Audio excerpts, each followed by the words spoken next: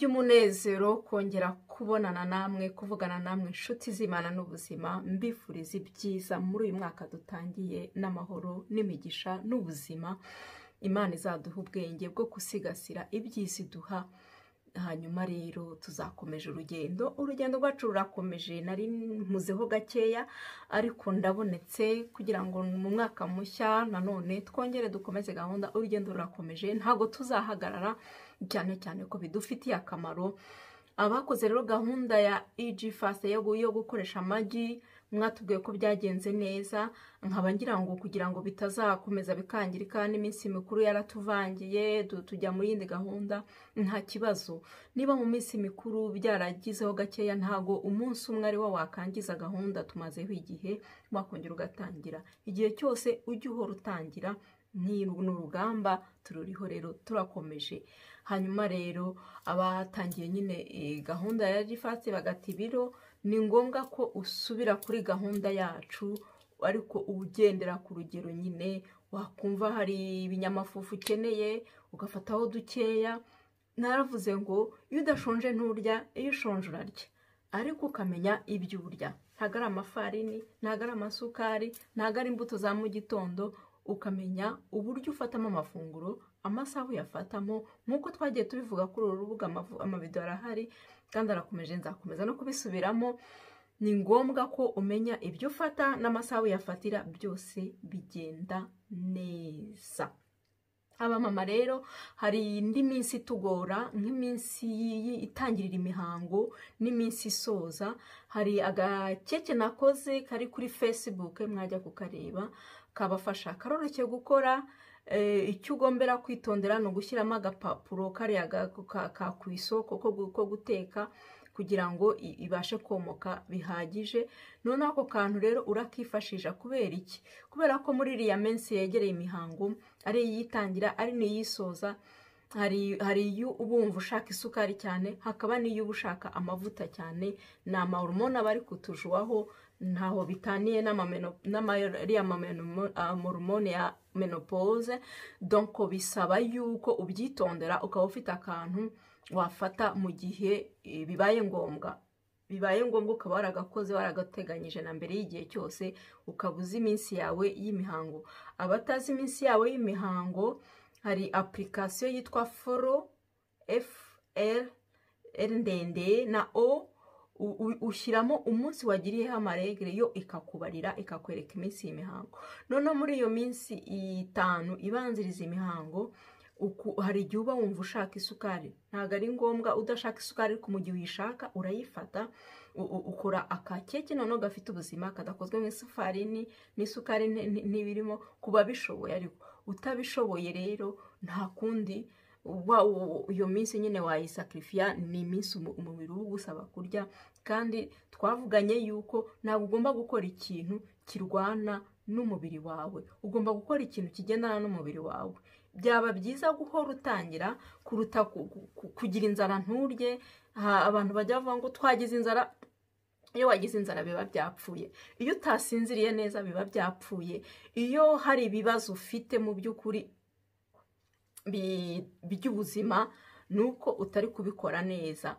Keretse iyo ugitangira hari ibintu bikiri kwitunganya mu mubiri, ariko ubundi iyo wamaze gutangira, ikintu cya mbere wumva mu cyumweru cya mbere nuko wumva umeze neza, utaremereye.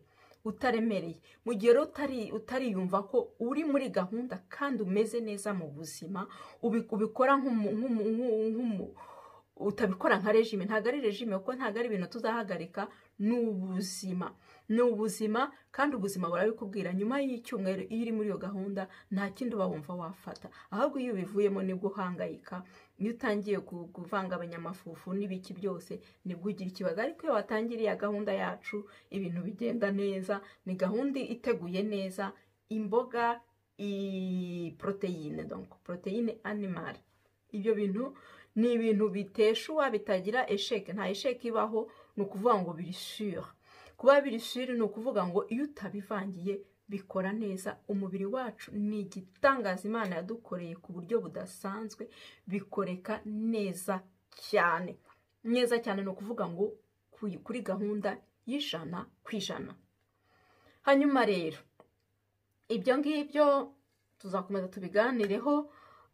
Nabonye umumama, umugabo we yaje kunyinginga kunsaba mu gikari, anyohereza mesaje ndaza kuyibasunikira, ambwira umumama ugira ikibazo cyo kumererwa nabi mu nda, donc ibyo twakwita imisuzi. Donc hanyuma rero ikintu nakurijeho nahise mubaza, ese murya ibinyamafufu, munywa amata? Bati tunywa amata. Murya umugati? Turya umugati. Murya franco d'avoine? Donc ambwira ibiryo barya, numva rwose nanjye uretse no gusura ahubwo mbanza hari n'ibindi nakora birengeje.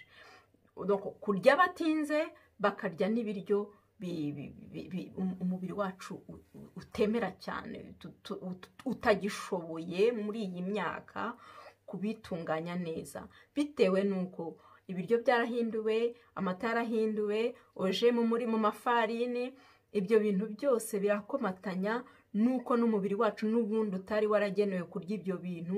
Iyo bimaze kwiyungikanya ntago biba bigishobotse na gakeya ko umubiri wacu ubitunganya. Ariyo mpamvu nyine y'iyo misuzi. Ikintu nabonye cyo bibangamiye umutware we, yansabye rero kubikora kubera ko uwo mama ari kuri uru rubuga rwa Buzima Nubeho. Ansaba rero kugira ngo mbibaganirizeho.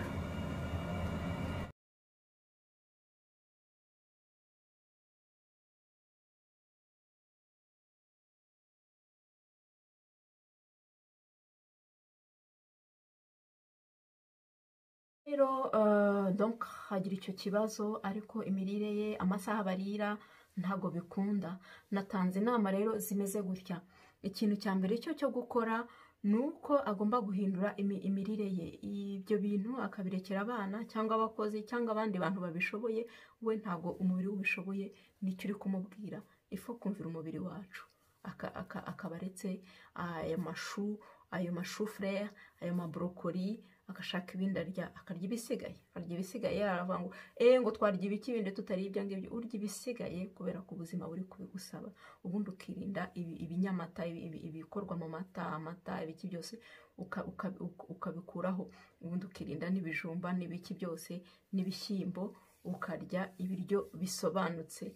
Kandi ikintu gitangaje, iyo ufata ibiryo bizima ntabwo uba ukeneye byinshi byo kukumaramo imbaraga. Ikindi kintu yakora ni agasiporo, akajya ajya hanze agakora agasiporo nyuma yo kurya nibura iminota 20.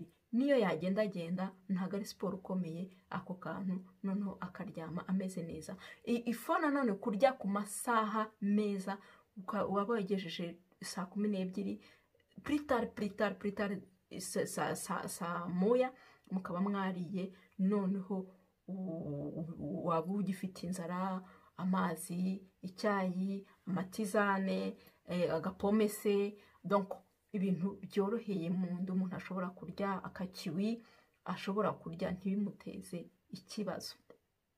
Kubera iki se? Agapapayi wenda. Hanyuma rero ikindi kintu agomba kwitondera, ashoboye kubona ibyayi byiza, bambwiye ko afata ibyayi by'umukara biriya tumenyereye by'i Rwanda, akaba biretse. Ntabwo ari byiza ku muntu n'ubundi ubwo garaye mu nda ngo yongereho ibyayi. Donc ibyo ukabivaho, ibyo byayi ukabivaho. Wamara kubivaho noneho ugahindura icyayi cya mante, icyayi cya romare, icyayi cya fenuye, icyayi cya anise toile, icyayi cya anise vert, icyayi cya donc ibyayi bindi bizima, icyayi cy'umuneke, cy'ibishishwa by'umuneke, ukatogosa ibishishwa by'umuneke n'agakarafu gakeya ugashyiramo, ugatogosa, ukanywa amazi yabyo. Ibyo bintu byagufasha. Ibyayi ukaba ari byo witondera kugira ngo mu nda hamere neza. Ikindi kintu wakora, ushobora gufata akayiko, agace k'akayiko gatoya ka bicarbonate de soude ugashyira mu mazi ukanywa. Wamara kunywa ukagendagenda mu nda hamererwa neza, hakoroha, hanyuma ukaryama umeze neza. Pourquoi passer amazi arimo ka vinaigre de cidre. Donc utwo ni utuntu twose wagerageza, ariko ntubangamire uwo mwashakanye ku buryo atifuza ko yakongera kugera mu cyumba cyanyu cy'abashakanye. Birakabije, ntabwo birengeje, ntabwo bikabije, kubera ko hari solution, hari ibyashoboka. Mu byo mvuza ibyo ngibyo harimo ibyakunda, ariko bisaba ko ubigerageza nyine, bisaba ko ubigerageza. Nta kuvuga ngo ibi ngibi ikintu utagerageje. Uvuga ngo abantu bambwira ngo ibintu byawe birakomeye, ikintu utagerageje uzi gute ko gikomeye niba utarakigerageje? Mu by'ukuri banza ugerageze. Ariko ababigerageje 100% hafi usanga bibagendekera neza, indwara zirakira, abantu bamererwa neza. Dufite ubuhamya butangaje, ibiro biragabanuka, ibintu byose bijya mu buryo, ariko bisaba nyine kubigerageza ukabigeraho. Nshimira abantu bagerageje, nshimira ababishishikarije abandi, kuko uko ubuzima buri kugenda bumererwa nabi, abantu tutabashije kubibwira no kubahemukira cyane, turi kubahemukira, bazaza ari trop tard, byaratinze, ntitugire n'icyo tubamarira wenda, cyangwa wenda bakazanagenda batamenye icyari kubafasha. Nitwe tuzabyicuza nitubona ikintu wari kubwira umuntu, cyangwa wowe bikugiriye akamaro kandi uzi runaka wagiye hari icyo wari kumufasha, warabitangiye ntugire ububwira. Icyo kintu turakigira, ni ingeso mbi cyane kutabwirana. Yari mpamvu nshimira abamama b'abarundikazi ukuntu bo bitananaho, babwirana. No muri groupe usanga baparticipa, bavuga ibintu, ugasanga bashishikariye kubikora no kubibwira abandi. Hari n'umumama rwose waje arambwira ati ngenda ndashaka gukora boutique umutobe w'imboga nkawigisha abantu. Nzi ko nibamara kuwumenya bakamenya icyo ukora bizagira nguteye imbaraga, uzabikora rwose. Ahubwo iyo mfite ubundi bufasha nuko ntabwo mfite, nakabugufashije ukabigeraho, kuko ikintu cy'ubuzima kiritonderwa. Ngewe ndavuga nti abana bacu bakagombye bikajya mu burere tubaha, byaba bitangaje tubaha amasomo, tubaha ibiki, kugira ngo nyuma bazarware ayo masomo ntagire icyo abamarira, kugira ngo nyuma ntibazamenye ibyo barya, ibintu bikagenda bitagenda neza. Kandi iyo bitagenda neza no mu nda no mu mutwe ntabwo bigenda, nta n'ubwenge bashobora kugira. Kandi ibyo bintu ngenda bivuga nabaza amagambo yanjye, kubera ko ibitunga umubiri wacu bitunga n'ubwonko bwacu. Icyo kintu iyo wamaze kucyumva, ni ukuvuga ngo uba uri mu murongo, uba uri kubyumva neza, biri mu buryo. Ikindi kintu bamama bacu mwakomeje kumbaza ni kuri infection vaginale. Donc kuriya kuntu umuntu agira uburyaryate, cyangwa hakazaho n'utuntu tw'utubyimba ku gitsina cy'umugore. Donc ntabwo ari ibintu bikanganye, umubiri wacu urabikora bitewe n'impamvu runaka nyine, ariko ni ikintu cyoroshye kuvura naturellement, donc mu buryo busanzwe. Icyo ugombera kwitondera ni ukuba ufite karafu mu rugo, icyo bita clou de girofle. Abatazi izo arizo, muri Nyabugogo zirahaba, ndumva akanusu k'irobo kagura amanyarwanda 3500. Uradufata rero mu gipfunsi dukeya ukadutogosa, hanyuma y'amazi yamara guhora watogosheje yabize iminota 5 nibura, noneho ugategereza agahora, yamara guhora ukicaramo iminota 30, biba bigenze neza. Ikindi wakora ni ugufata udukuru de girofle ku kayiko gatoya, none ukavanga n'ibishishwa by'inanasi, narabikoze muri video, ukabitogosa, ukanywa ariya mazi yabyo nibura amaritiro 2. Ikindi kintu wakoresha, ufite amavuta meza ya koko, wamara gukaraba ugasiga inyuma gusa, nta kintu kigomba kwinjira hariya hantu, kirazira kikaziririza. Donc ugasigaho. Ikindi kintu wakora, ushobora gufata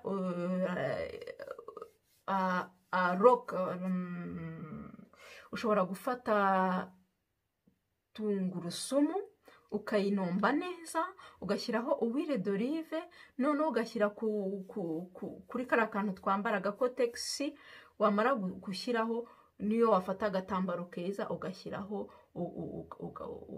ukakambariraho nibura amasaha 3, birafasha nabyo. Ngibyo rero kubyerekeranye nyine n'ikibazo cya infection vaginale ukaba uragikemuye. donc kunywa cyane, kuba wakoresha tungurusumu ni turiya tw'umweru turiya tutari tangawizi, warangiza ugashyiramo huile d'olive, warangiza ugashyira kuri kotegisi ukambariraho, ntabwo ari ukwinjizamo indani, kirazira. Ikindi kintu nyine ni ukunywa bihagije nabivuze. Ikindi ni bain de siège, ni ukuvuga ngo ushyira mu kabase kogeje neza, y'amazi yabize arimo kuru de girofle ukicaramo. Ibindi ndumva byagora kubikora, ariko ibyo ngibyo biba bihagije kugira ngo wongere kumva umerewe neza.